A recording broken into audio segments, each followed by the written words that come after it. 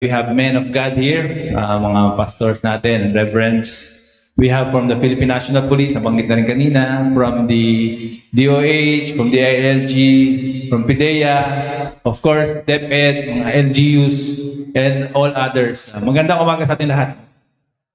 So I'd like to express my deepest gratitude and thanksgiving on behalf of my commander, Major General Andrew D. Costello, for being one of your honored guests and speaker today. So once again, magandang umaga sa ating lahat. Sabi ni Shane Koisan, sometimes becoming drug-free has less to do with addiction and more to do with discipline. So, sabi, even in, sabihin ko na, the pastors can confirm, one of the fruit of the Spirit is self-control. So that is discipline. So we need discipline in order for us to be successful in life, in order for us to have a successful drug-free community, a drug-free Philippines. No? So I'd like to congratulate on the onset yung City of Palayan. No? Even before yung campaign ni former President Duterte against drug, sinimulan na nila. Of course, ganoon din naman when he was city mayor of Davao City, yun na rin naging kampanya niya. So, sana this will be a continuing activity until we attain a drug-free city. It is with great pride and anticipation that we gather today for a pivotal event aimed at addressing one of the most pressing challenges that our societies face, as mentioned by our mayor. It affects the individual, the family, the community, the government resources, no? And the economy. No? So there's a domino effect, according to our mayor. And true enough, I agree to that. The battle against illegal drugs under the banner of Drug-Free, Live-Free, this theme encapsulates our shared vision, a city unshackled from the grip of illegal drugs, where every individual can embrace a life of freedom, health, and opportunity. This summit stands as a testament to our collective commitment to creating safer, healthier, and stronger communities for ourselves and future generations. So rest assured, your armed forces of the Philippines, ably represented here by the 7th Infantry Division, is in full support, not only of Palayan City, but in the entire country, to eradicate the proliferation of drugs, the use and proliferation of drugs. So dito po sa Fort Magsaysay, hindi lang po 7th Infantry Division ang nandito. Meron po tayong other Philippine Army major units, and we also have here an AFP unit, yung Special Operations Command. So my boss, si General Costello, ang vision niya for this fort is magsama-sama tayo, no? Just like kayo sa Palayan City, you are united against drug. Kami naman dito sa Fort Magsaysay. We created a one Fort Magsaysay community, no? Para lahat kami magkakilala, no? And magkatulong-tulungan. Internally and externally, kayo ng mga stakeholders namin. And I would like to thank this opportunity na na-invite kami ngayon na muli naming naalala, meron pa palang isang part ng community na hindi namin naisama sa One Fort Magsaysay, yung Mega Drug. Kaya kasama, i-recommend ko sa aking boss. And I'm sure he will approve it na makasama siya sa One Fort Magsaysay community. Hindi lang Army, hindi lang AFP, pati DOH. So we will do it together.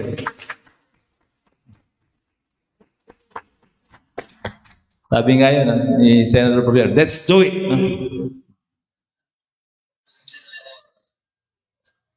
This summit provides us with a platform to exchange insights, strategies, and experiences as we delve into the complex web of issues surrounding illegal drugs. Our discussions, collaborations, and shared knowledge will pave the way for innovative solutions that resonate with the unique needs of our city.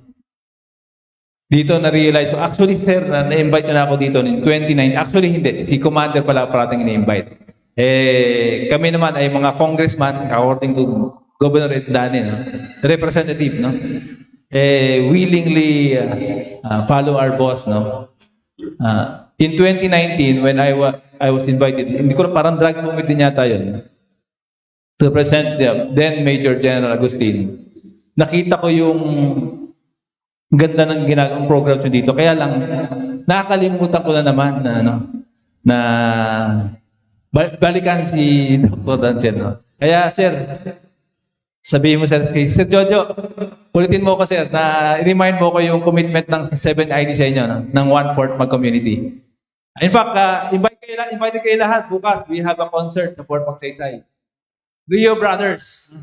So, kung nandito kayo, yung mga malalapit na barangays, kahit malayo, yung mga polis, si Matagal Diwayway sa Santa Rosa. You are all invited. 7 p.m. tomorrow. Rio Brothers, mga kilayatan ni Mayor. Magkakaroon ng change of mind. No? Hindi lang siya mental, pati social, samahan natin ng spiritual. No? So, it's a holistic program. No? I encourage each of a continuing program. It should be a continuing advocacy as what the former mayor has started and tinutuloy ng ating current mayor. Your ideas, passion, and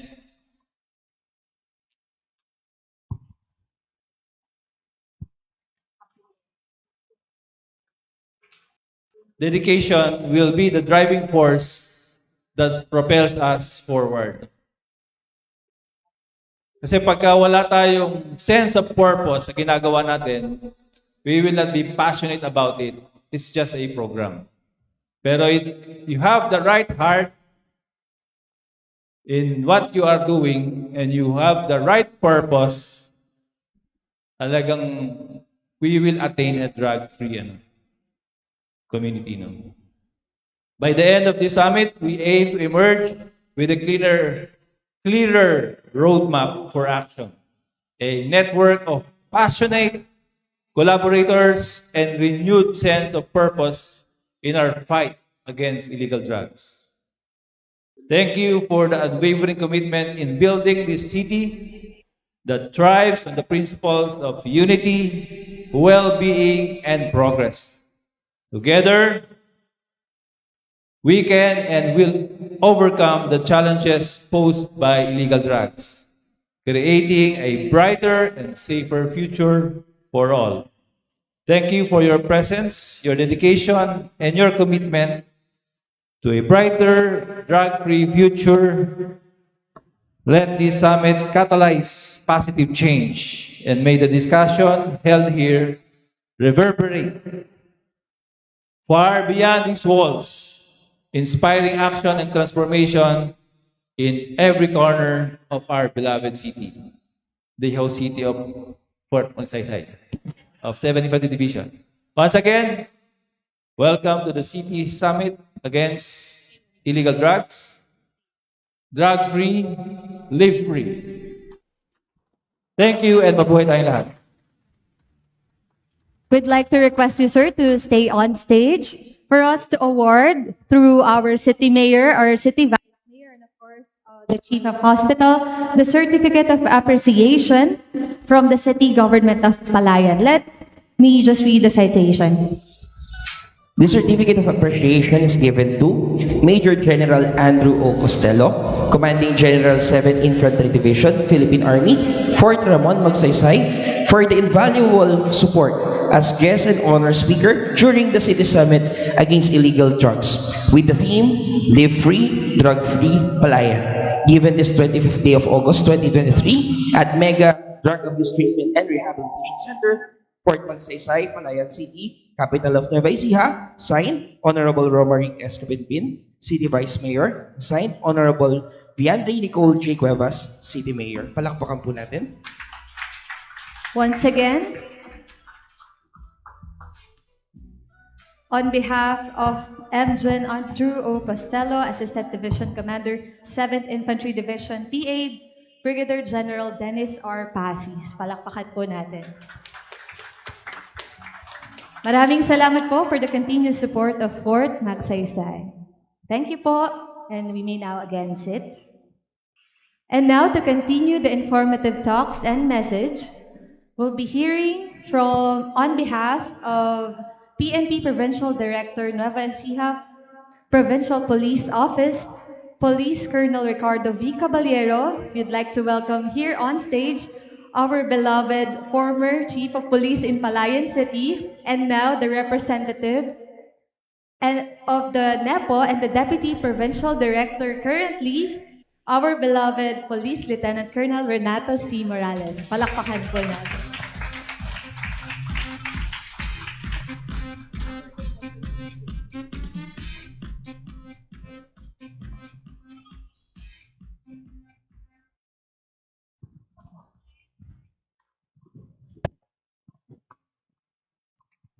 Sa ating butihing Mayor, Honorable Viandre Nico J. Cuevas, ma'am, sa ating City Vice 3. So, matagal na rin po kaming magkakilala.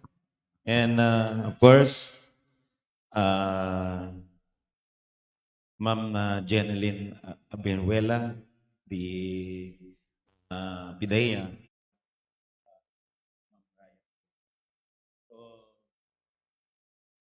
This is because ito mong programa nandyan si Ma'am Pidea. Natuwa po ako.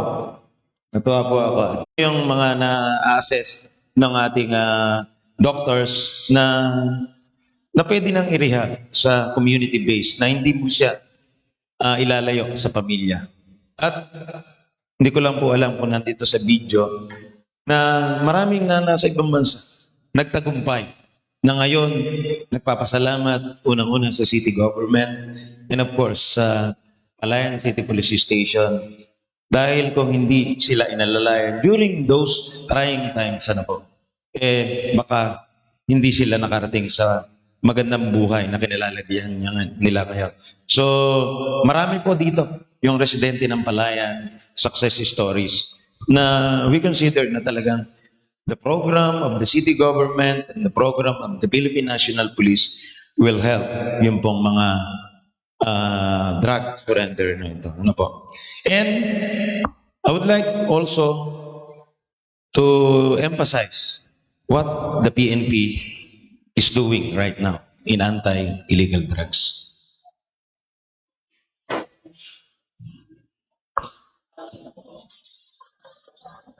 So, we have a total of 29,744. I repeat again, 29,744 drug surrenderers based on our records. Kaya po nagulat tayo during the time of President Duterte. Ganito na ba kalala? Ganito na ba kadami? Anong gagawin natin? So, yun nga po, nag-initiate ang PNP, lahat ng kayang gawin in coordination sa PIDEA to address and to help the victims of illegal drugs. So, dito, in Palayan City, we have a total of 540 drug surrenders. And sa ngayon, a total of 236 na yung nag-undergo ng community-based rehabilitation program. So, on drug clearing initiatives, Nung simula pa ito, lahat ng dalawa lang po yung barangay na kinukonsider natin na unaffected. Ibig sabihin, wala na-identify na drug user. Ano po? So, we have 17 barangay dito in Palayan City affected by illegal drugs. And through our initiatives in the PNP, we managed to clear all these 17 remaining barangays. And we awarded certificate coming from the PIDEA that those barangays, based on their violation, ay na-clear na. Kaya lang po, sa Badak, ano po, hindi tayo nagre-rely dun sa declaration only. We will continue our efforts. A principle of a tree. Ano po? Principles ng isang puno. Na pagka winalisan mo yung dahon in the morning na nakagamit ng illegal na droga, summary dismissal proceeding will proceed.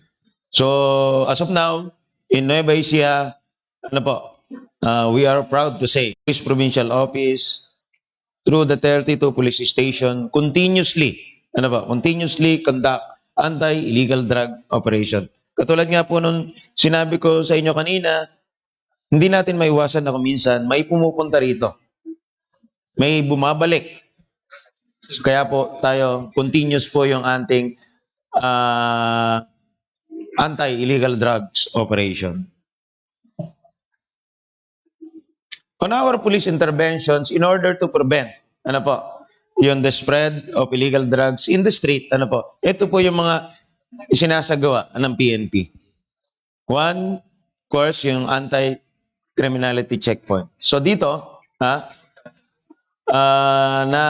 monitor natin or even na-check natin yung mga persons who traversing from one place to another, lalo na kung may mga intelligence information na naisusuport dito sa police operation na ito.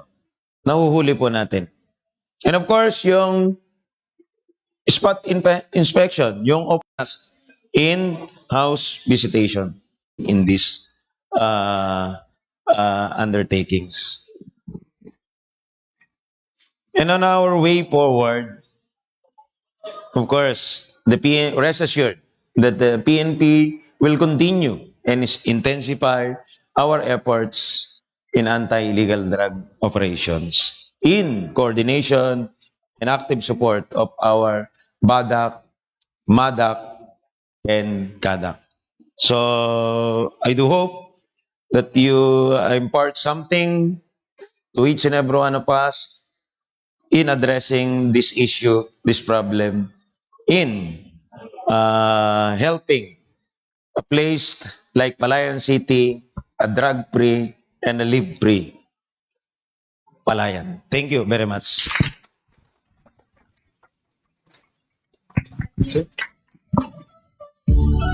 Thank you very much.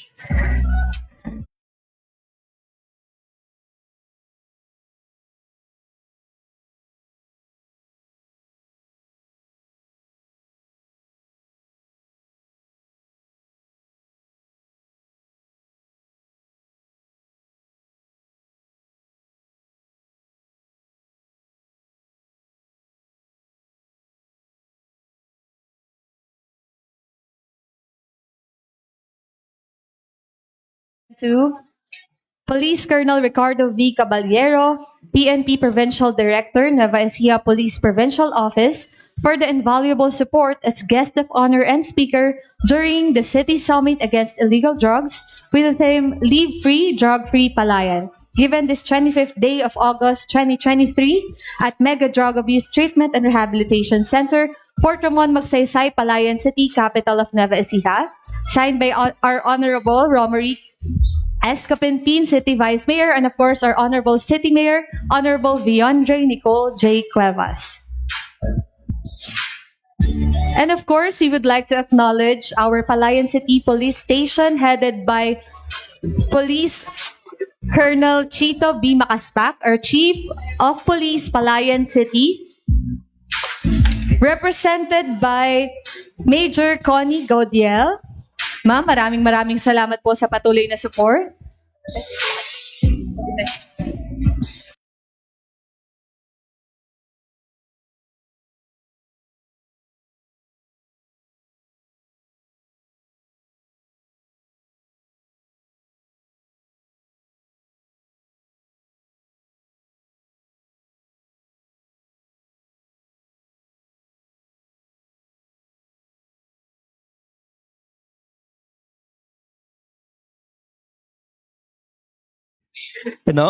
Let us call on the city employees, Coral, of the local government of Palayan City. Palakpakan po natin silang muli. Kasama ang aking partner.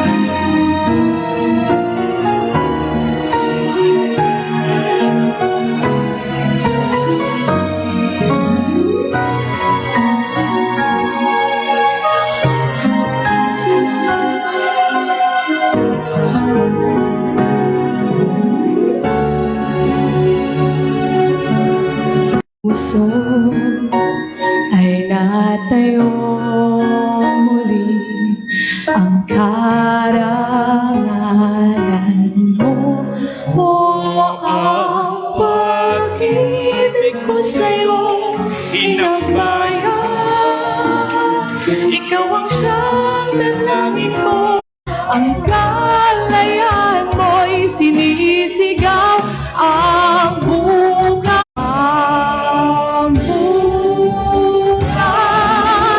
ay tanging sa'yo nakalaan. Kayo manggi ang kulay mo, ang buhay ko'y alay sa'yo. Di ka na maapi ngayon o kailanman. Pag-ibig ko sa'yo, inang bayan.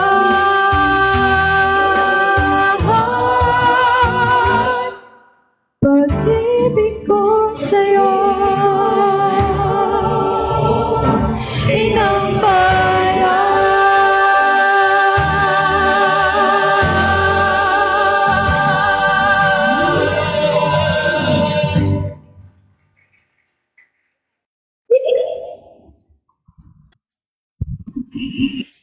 Next daw, solo mo naman.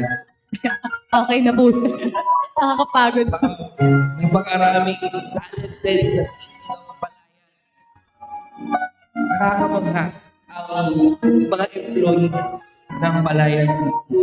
Sana next time, marunong din kami. Next time. Pero, knowledge and permanent talks para sa strengthening ng city anti-drug abuse council and barangay anti-drug abuse council.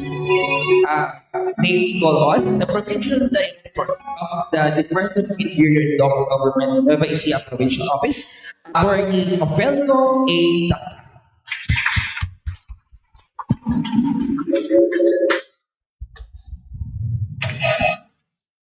Unang-una, kung batiin ang ating mayor, nagpaalam naman po kanina sa akin si Mayor Nicole Cuevas, no? Sa ating po Vice Mayor, Maria Kapinpi, syempre ang head po ng ating Mega DATRC. Unang punta ko po dito, naligaw ko eh. Kasi punta kami sa Pioneer, punta kami sa park. Kaya diyan dito. Rehab na pala yung napuntahan ko. No? And of course, representing the 2nd Infantry Division with the General Dennis Passes. Ang ating pong si Colonel Renato Morales, representing the PNP NEPO. Ang aking kabady, laging kasama. si Dr. Edwin Santiago, may 2 meeting kami kahapon. Ngayon, nagkita na naman kami. Parehas kami absent ng pangalawang meeting. Okay, sa ating pong, siyempre, kasama natin si Pidea. Sa mga assessment po, dyan, si Jeneline Abuelehela. Ang ating, siyempre, Reverend Pastor Noel Lacson po. And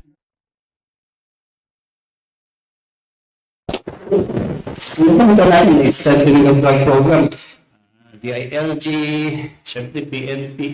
Alam niyo po, the creation of product started in 1998 pa eh. Tagal na. No? So nagkaroon po ng assessment. From time to time, nag-iba-iba po yung mga tinatawag natin na mga requirements. During the time po ng Pangulong Duterte, nagbago po, naging mas stricto po tayo dyan. No? Mga bumagsak po sa ADAC, they were given a show cause po order. Explain mo bakit ka bumagsak. In fact, this last audit po natin, sad to say we had dati 3 pero naging 2 na lang po, ang hindi po pinalad na makapasa sa ating ADAC assessment. No? Ano ba yung ADAC assessment? Ano ba tinitingnan natin yung sa ADAC audit na yan? No? ADAC audit, tinitingnan po muna natin yung creation. Nabuo ba yan ng tama? Yung bang mga dapat andyan. kung meron tayong nagbuong organisasyon, titingnan na naman natin kung ito ba ay nagmi-meeting. Nagkikita ba sila? So, checkin po natin yung minutes of the meeting at saka syempre date yung patawag po, yung notice of meeting at saka syempre minutes to determine. Hindi lang po pwede sabihin, nag-meet kami. Hindi po pwede lang ganon. Now, we will ask for documents. And those documents, papadala po sa amin, papakita po namin sa mga kasama namin na nag-o-audit. Then, may nag-meeting nga tayo. We will check naman, may pondo ka ba? Because as a council, no, as a council in charge with a very big responsibility, dapat may pondo ka. Parang sasakyan, pag wala kang gasolina, hindi ka tatakbo, wala kang papuntahan. So yun na check namin. Then, check may plano ba? Ano yung plans? Ano yung programa mo? Ano yung PPAs mo? Checkin natin yan. Then ngayon, yung bang PPA mo na yan, nagawa mo ba? Nagawa mo ba yan? So, meron ka bang ebidensya nagawa mo yan? Ano yung titingnan natin? Mga activity designs, mga pictures po na nagawa yan, as well as, syempre, post-activity report. Then, titingnan po natin yung utilization ng budget. May budget ka nga, pag hindi mo nagamit, definitely that's a big no-no. Di ba? Ibig sabihin, paano mo nagawa yung mga programa mo na hindi mo ginagalaw yung budget mo? So those are just part of the parameters na chinecheck po natin to make sure na ang mga Anti-Drug Abuse Council po natin ay nagpa-function from the province down po sa municipality. Ngayon, sa barangay, of course, we always do that. Ngayon kasi sinama na rin yan sa SGLG. Alam po natin ang Seal of Good Local Governance. Ito po yung award na minimithi po, no? Pinaka-prestigious award po sa mga local government units. And one of the parameters po dito, syempre, yung pagpasa mo sa anak. No? So, yan, SGLG natin po yan, binabana rin po natin sa barangay. Meron na po tayong SGLGB barangay. So, doon, parameters, hindi naman po ganun ka-stricto compared to the municipality, city, at saka province. However, iniumpisahan pa lang po ngayon. We're introducing it to the barangay kasi to make sure po na yung mga dokumentong nasumiti ay maibibigay at maprepresenta. Hindi po po kayo sinabi, bumagsak ka sa anak, konti na ang trabaho nyo, hindi nyo binibigyan ng pansin ang anti-drug abuse program ng gobyerno. Hindi po totoo yun. Mostly, yung pong bumagsak, hindi nakapasa ay because they failed to provide the necessary documents. No? Kahit ginawa nyo po ang function nyo, ginawa nyo ang trabaho nyo, as part of the assessment, kailangan po makita namin yung mga papeles na yan. Because hindi po pwede to make sure po talaga na nagawa nyo nga ang inyong trabaho. No? Despite the fact po na yun, yung dalawa po natin, pinuntahan na po natin sa babayan. We already personally discuss it with the LCEs kung ano pong gagawin natin to make sure next year, 100% passing na po tayo. Yung pong target natin. Otherwise, tulad ng sinabi ko po, gugulong po yung tao natin sa baba. Pagod na ako eh. Nakakapagod na po yun, di ba? We keep doing pukpuk tayo sa taas. We promise it sa atin boss. We promise it to the provincial government that we will be improving it so that we have to make sure na i-improve po natin. Pero napapansin po natin, what's the main problem po talaga sa drugs, no? It's the apathy. Ibig sabihin yung walang pakialam yung ibang tao. Hindi ko naman kamag-anak yan nagtutulak na, hindi ko naman kamag-anak paano yung mga gumagamit yan. Hindi ko naman kapitbahay, hindi ko naman kabarangay. Minsan kakantsawa pa yung lugar sa inyo, ang dami yung adik. But let us remember, tandaan po natin, ang drug problem po nag-i-spread, naglilik yan. It will affect hindi lang dun sa community na malayo. It will gradually reach your very doorstep. Bakit? Hindi ka naman lagi nakatira lang doon sa bahay mo, lumalabas ka rin. Yung mga kamag-anak mo, lumalabas rin po sila. Di ba? And it's the community's job. Alam po natin, ako lumaki po ako, tambay din po ako sa barangay ng matagal. No? When I was studying in college, lagi po kung kasama ko po yung mga tambay sa barangay. Alam po yung mga chismis, chika, mga bisyo, o anong ginagawa ng mga tao doon. Hindi lang po kami pinipito doon sa mga dumadaan doon kasi bawal na po ngayon yun sa anti-bastos law. No? Bawal ng pinito, no? Sa mga dalaga. Pag lalaki, ewan, pero pag may sariling gender na bawal pa rin, no? We have to respect po yun sa Public Spaces Act na sinatawag nila, no? Preference natin. So, balik po tayo sa usaping droga. Nung nasa barangay, alam po namin kung sino gumagamit. Alam namin kung sino nagbebenta. Kaya minsan, meron pupunta doon mga estudyante because we're near the school, Baguio City, pupunta dyan. Andiyan ba si Juan? Ba't mo hinahanap? Higitian na kami mga tambay doon. Hinahanap. Ilang kilo ba ang kailangan mo? Yan ang mga biro namin doon para, no? Because my father was a barangay kagawad in Baguio City. Well, yung time nakakatuking po kami, nung mga timang. Kakatukin na, Mano Mapel, nahabol ako, papatayin na ako. Pero bukasan, hindi mo namin binubuksan yun. Tapos kinabukasan, tinatawan-tawanan na lang namin, nagkalat na sa buong barangay yung kanyang brad. But, alam niyo po, no?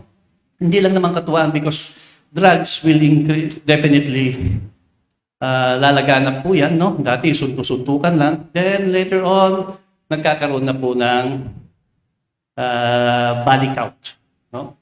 Kaya, it's the barangay, it's the community's job para magtulong-tulungan po tayo at sabihin natin, paalam kung anong problema kasi hindi po titigil lamang yan kung sa malayong lugar. Apektado po tayong lahat. Hindi po isasabi, problema ng pulis yan, problema ng gobyerno yan. That's not true. Hindi po kaya ng gobyerno yan, hindi po kaya ng pulis, hindi po kaya ng local government yan. Tulad ng sinabi po ng mga ni General Paz, siyempre, ating PNP representative si Colonel Morales, hindi po kaya. If you're asking na, let's go military or police solution. Kung ganun po ang ating approach yan, tututok na lang tayo sa military or police solution, we will be inadvertently promoting the funeral industry in the Philippines. No? Dadami lang po yung mga naililibing. No? So, dito po yung magandang usapan po natin dito sa mga summit na ito. We're able to emphasize yung importansya po ng trabaho ng mga barangay officials at mga komunidad, estudyante. To know kung anong problema doon at paalam agad bago ito lumala. No? So, approach naman, hindi kita papakulong, din naman ganun, di ba? Nakulong ka agad? No. We are here to, unang-una is protect lives and give people second chances. No? Hindi po lahat na ganun nabibigyan. But again, it's the community's job. Kung meron po tayong magandang komunidad kung saan ang bawat isa ay concerned sa kanyang kapwa, then definitely it will be a big boost para po mapigilan at mapababa ng todo ang illegal drugs. So yun lang po. Maraming salamat.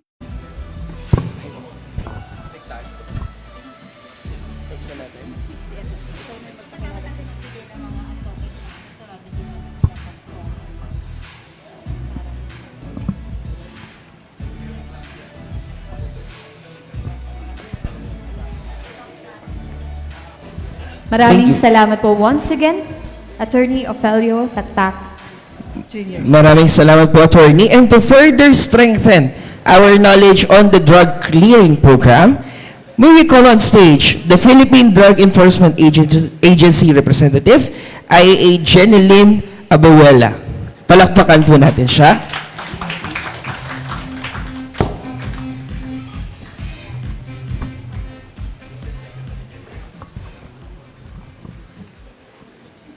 To Honorable Mayor Viandri Nicole J. Cuevas, ma'am. To Honorable Vice Mayor Romaric S. Kapinpin, sir. To Dr. Nelson Dancel of Mega.RC. And of course, to the representative of Philippine Army, Brigadier General Dennis R. Pasis, sir. Good afternoon po. Good morning pa po pala. At sa lahat po na nandito, counterparts po natin with PNP, pastors, DILG, DOH, sa lahat po ng mga kapitan na nandito, magandang umaga po sa inyong lahat. Magandang umaga po! Ayan, so, bali nung na-invite ako, the second time na po ito, last year, nag-drug sa DILG, PNP, PDEA, merong titingnan dun sa folder. So, satisfy naman po, kaya nakuha yung certificate for drug-cleared barangay po natin. So, hinaasahan po namin sa ating mga barangay na wag po kayong mag-atubili na isumbong sa amin. Kami naman po with PNP ay hindi naman po namin agad uhulihin yan eh. Kumbaga, meron tayong validation na natawag. Iba-validate muna namin yan. So, hindi naman po namin ibig sabihin na kayo ang gagawa. sa law enforcement, yun yung trabaho namin. Pero sabi nga po kanina ni PNP, hindi namin kaya yon. Alam niyo po, ang paghuli sa drugs, ebidensya pa rin dyan sa barangay niya na nagtutulak. Lalo na po dito, marami na pong nakatayong subdivision. So, hindi na po natin alam kung sino yung mga taong pumapasok. So, sana po isa din po yan sa pagtuunan natin ng pansin sa ating mga kapitan na nakakasakop sa mga subdivision. Titingnan natin kung sino yung mga, kung mapapansin niyo po yung Nueva Ecija, yung geographical location niya, mabilis siyang pasukan. May Silex, sa San Jose, Pangasinan, ng mga Nueva provinces. Dito sa Guest of honor and speaker during the City Summit Against Illegal Drug with the theme Live Free, Drug Free, Palayan, given this 25th day of August 2023 at Mega Drug Abuse Treatment and Rehabilitation Center, Fort Ramon, Magsaysay, Palayan City, Nueva Ecija, signed by our City Vice Mayor, Honorable Romary Capinpin, and our City Mayor, Honorable Viandre Nicole J. Cuevas. Maraming salamat po once again, our representative from PIDEA. Mega.RC. So, first of all, I would like to discuss the status of the drug abuse treatment and rehabilitation facilities in the Philippines. Ito yung current demand. So, according to the Dangerous Drug Board data, 2019, 1.67 million drug users. Yan, buong Pilipinas yan. So, in 1.67 million drug users, so, ayan ang distribution ng ating mga drug abuse for LTs are not enough. Yung pala, sinabi ni Jared De Leon, na pag-retire ko, pupunta na ako sa DOH, sa Mega Rehab. So, wala na akong nagawa. So, tuloy-tuloy yung, kaya ako nandito ngayon. And on November 29, 2016, President Duterte unveiled Phase 1. By the way, this was donated by Mr. Wang Wulun, philanthropist from China. Okay?